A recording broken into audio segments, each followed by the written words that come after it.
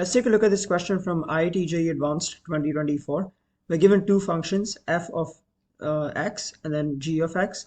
And the interesting properties about them are that f of x plus y is the same thing as f of x plus f of y. And for g of x, it's g of x plus y is equal to g of x times g of y. So let's use this. We're given 2 points that we can start with. And then based on that, we have to figure out the value of this pretty lengthy expression. So let's see what we can do. The first thing to notice, I'm going to zoom in a little bit so we can see it a bit clearer. The first thing to notice is that if f of negative 3/5 equals 12, f of 0 plus negative 3/5 is also equal to 12. And if you see this, we know that this is going to be the same thing as f of 0 plus f of negative 3/5. And we know that f of negative 3/5 is already equal to 12. So f of 0 is equal to 0.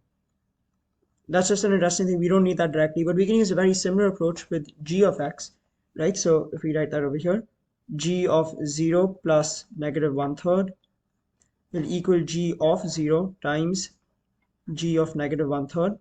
From this, we know that this is equal to g of negative 1/3, which is 2. And from this, we know that this is equal to g of 0 times 2, which means g of 0 equals 1. Now we found some success because g of 0 is over here and that's just 1.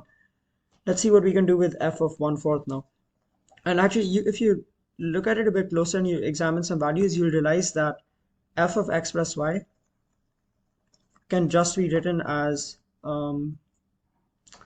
like in general, it's just going to be a linear equation. It's actually direct variation. It goes through the origin. That's why we have f of 0 equals 0. It's a bit difficult to prove this. I'll leave that to you if you want, but we can, like, you can work it out a longer way as well. And that's kind of what I did the first time I went solving this question.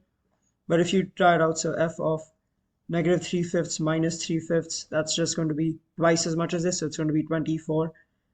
If you flip it, you know that f of 0 is equal to 0. So f of negative 3/5 plus 3/5 is equal to f of 0. So it's equal to 0. It's equal to f of negative 3/5 plus f of 3/5. We know that f of negative 3/5 is 12. So negative 12 is equal to f of 3/5. You can find out some interesting stuff like this, but eventually you're going to come to the conclusion that this is just, one second. Yeah, you realize that f of x is just equal to, what's the ratio? It's negative 20x. Right? When you plug in negative 3/5, you get 12. When you plug in 0, you get 0, and so on. And it is a little bit difficult. I think if you look at the official solutions from the JEE page or like whatever places give solutions, they'll automatically begin with this assumption, right? Just because they know that it's f of x plus y equals, that it's going to be of the form f equals kx. I didn't know that, so I hope some of this stuff can at least give you some intuition for why that might be. Anyhow, if this is the case, we can plug in 1/4. So f of 1/4 will just be negative 20 times 1/4, which is negative 5. So let's plug that in over here as well. With g of negative 2, it's actually a little bit, it's kind of interesting. You can just keep on adding negative 1/3, negative 1/3, negative 1/3, and you're going to notice a pattern because you're adding it 6 times. Each time you're multiplying it by 2. So it's just going to be 2 times 2 times 2 times 2. So 6 times. So it's 2 to the 6th, which is 64. You can work them all out individually and you'll see that, or you can just notice a pattern, think it through logically. If this is 64, this is negative 5, and this is negative 8, you're multiplying it by 1. What's the final answer? It's going to be 56 minus 5, so that's just 51. So our final answer for this question would be 51. And if you wrote that on the test, you would have gotten 4 full points. So thanks so much for watching. Hopefully you enjoyed the video. I'll see you in the next one.